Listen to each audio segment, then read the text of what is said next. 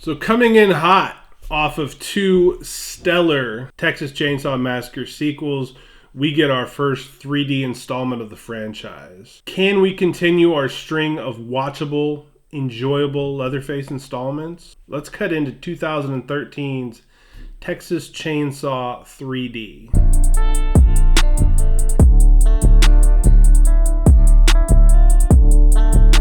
Cool idea here to start this movie off with flashbacks to the 1974 original, but it's a painful reminder that they're going back to the Sawyer lineage.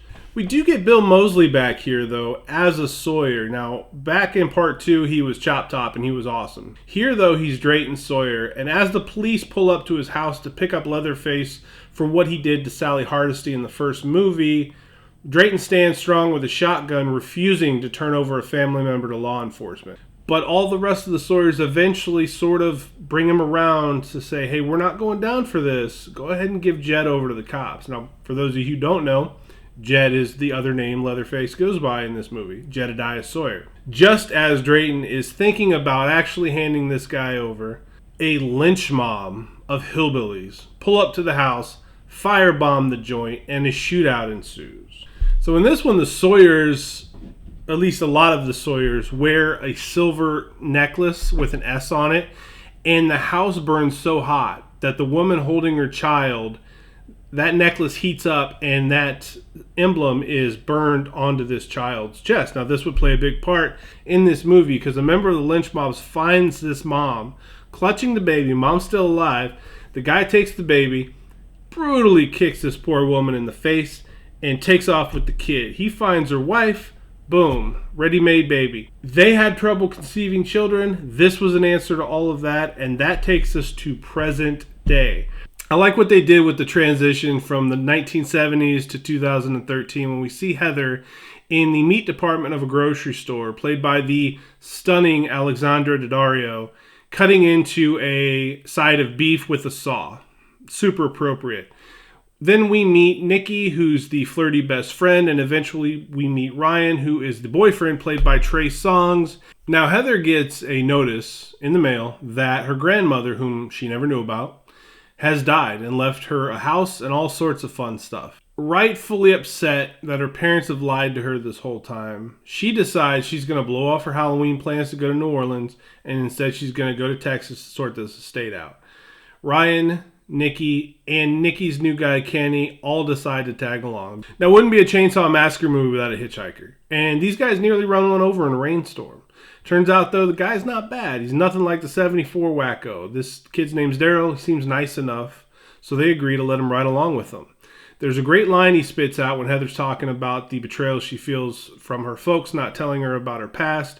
Daryl says, family is a messy business, but nothing is thicker than blood. Once they get to the house, they meet Farnsworth, who is the gentleman that's been dealing with everything from Heather's late grandmother, Verna.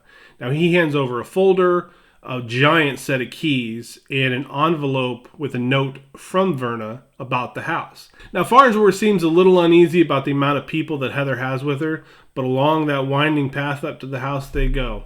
Great throwbacks to the original in this movie, too, because the van that they're riding in is very similar to the one from the original. Different color, but same style of van. And the shorts, the really short shorts that Nikki's wearing when she's walking up this driveway to the house, very reminiscent of the ones that Pam wore in the 1974 film. This house is massive, and her friends are in awe, but Heather is more concerned about the Sawyer/Carson gravesite that seems to be on the property. And she goes out there to pay her respects to the grave of the grandmother that she never knew she had. So everybody's in a great mood about this revelation that Heather now owns a mansion.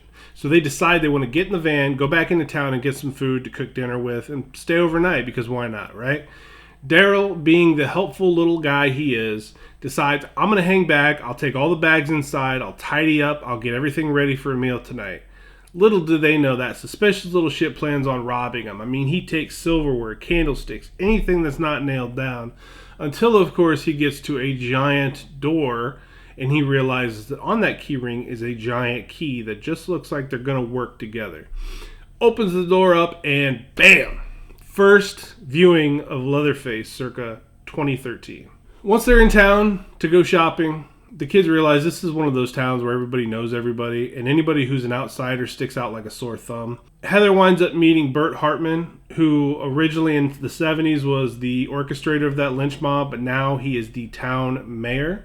And Bert seems more than a little irritated that there's now another Sawyer running around. Once the crew get back and realize that Daryl robbed them, they're annoyed at first, but ultimately they decide they're going to have a good time anyways. They're not going to let it dampen the mood.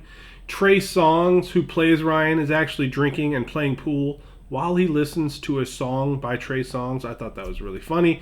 I popped for that. Nikki, though, being Heather's best friend, has had a one-night stand with Ryan while Heather was with Ryan. And Ryan got over it. He blames it on the booze.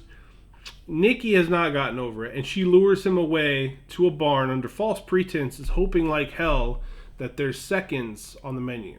Now, while her best friend is off in a barn trying to seduce her boyfriend, Heather happens upon Leatherface in the kitchen disposing of Kenny, who was just trying to cook everybody a nice meal. And we get our traditional chase scene where Slender Beauty is fleeing a portly giant with a chainsaw.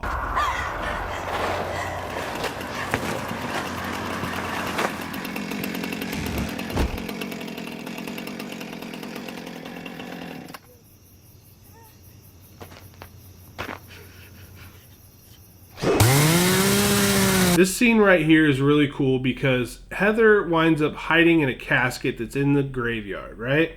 Leatherface winds up finding her, decides to start sawing into the casket, and Nikki and Ryan hear this ruckus from the barn, pop their heads outside, see Leatherface, scream over his way. His head pops up, whips towards them, and then he gets out and starts chasing off towards those two.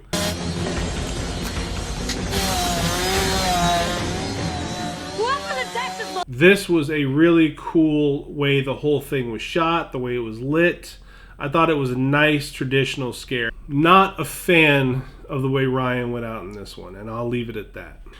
Now, I thought the scene where Leatherface chases Heather into the fair was fun. I mean, you don't get to see Leatherface around big groups of people very often, and you would think with him being rather careless with that chainsaw, it wouldn't really go well.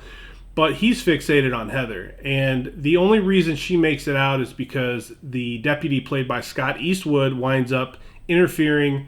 Leatherface chucks his chainsaw, which made me remember that this is a 3D movie because there's a lot of 3D gags in here that I completely forgot about. And Leatherface takes off running.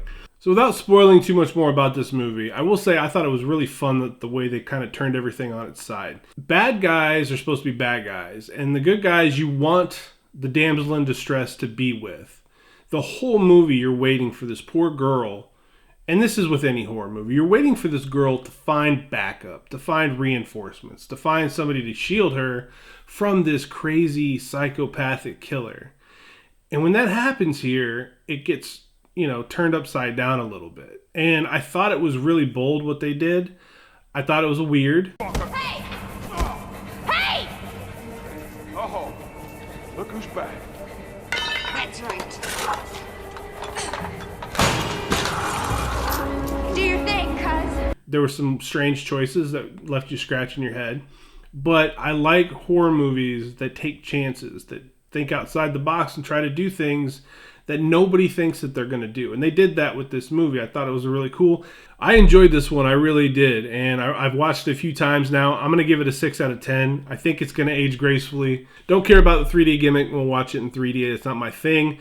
I thought this was a solid entry, though, and I don't understand why we didn't get some sort of a follow-up to it. I remember what comes next, and pray for us, because we will get into that one as well. But this is Aging Gracefully. I'm Matthew Essex. I'll see you beautiful people on the other side.